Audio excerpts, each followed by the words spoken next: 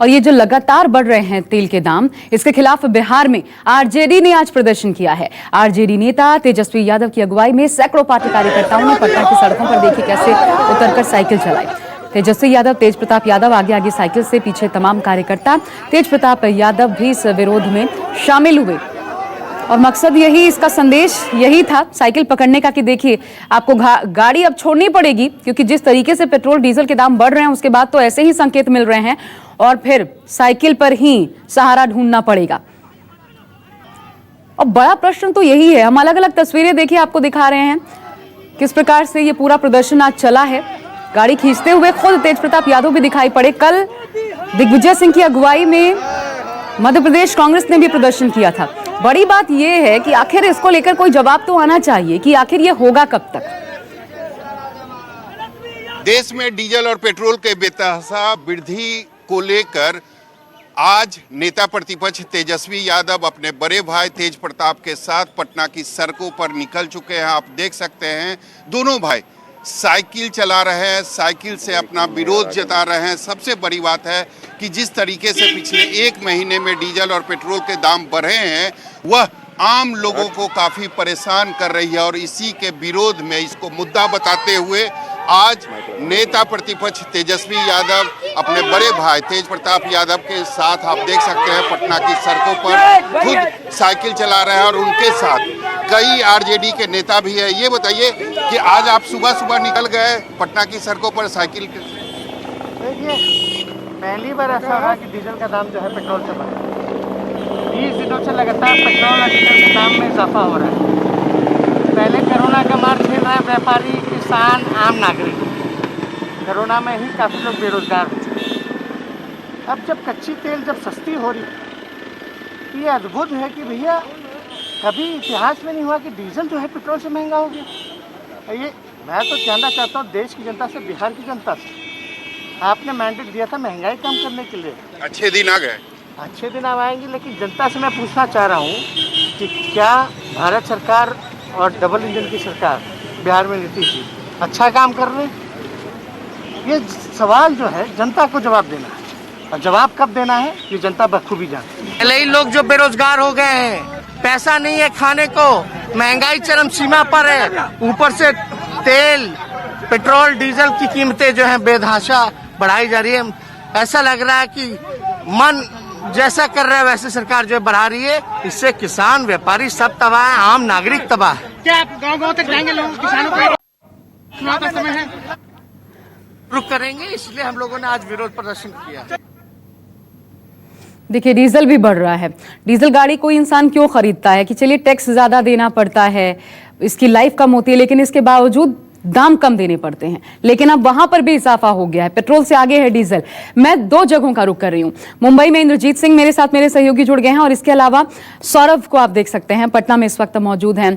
पहले सौरभ, आपके पास तेजस्वी यादव को हमने सुना किस प्रकार से और वाजिब सवाल उठा रहे हैं तेजस्वी यादव, लेकिन ये जो प्रदर्शन आज वो सड़कों पर करते नजर आए हैं, आम जनता भी यही सवाल पूछ रही है कि ये कब तक?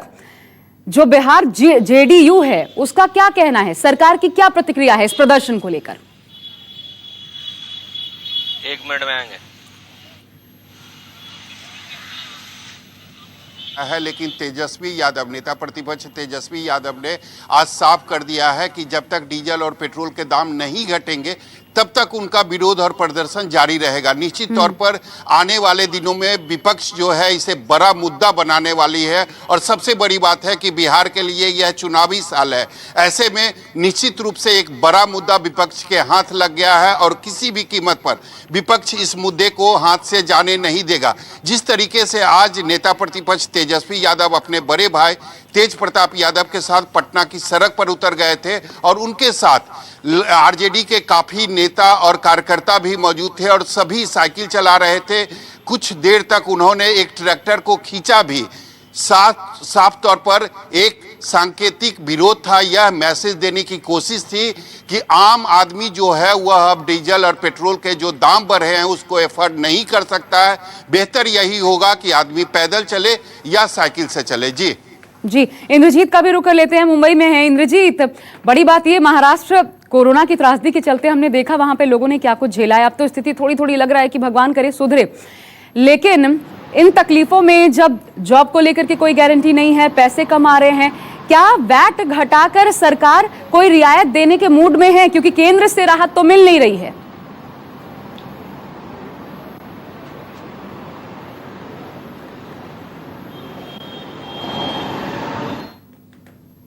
रियायत देने के मूड में है।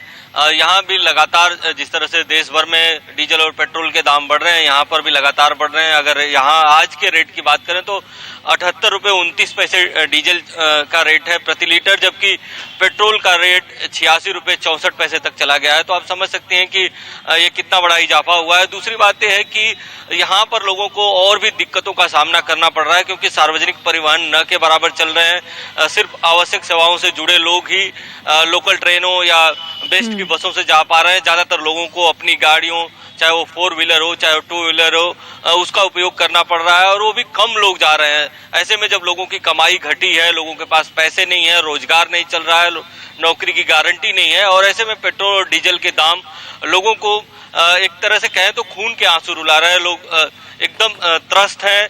अब सरकार को देखना है कि क्या कोई रियायत इसमें वैट घटाकर रियायत दे सकती है, लेकिन अभी तक सरकार की तरफ से इस पर कोई पहल नहीं की गई है। बिल्कुल, कम से कम राज्य सरकारों को तो अब इस पर कदम बढ़ाना चाहिए। इंद्रजीत, मैं दिल्ली का रुख कर रही हूँ। विमल कौशिक वहां से हमारे साथ जुड़ गए हैं। विमल, एक तो दिल्ली में कल हमने देखा तो पेट्रोल के दाम नहीं बढ़े थे, लेकिन डीजल के बढ़ गए थे। अब बड़ी बात यह है कि मई में भी हमने देखा था, पहले क्वार्टर में मई में वैट बढ़ाया गया था। क्या वो कम किया जा सकता है दिल्ली सरकार की तरफ से? यहाँ पर जब केंद्र से राहत नहीं, दिल्ली सरकार कुछ सोच रही है?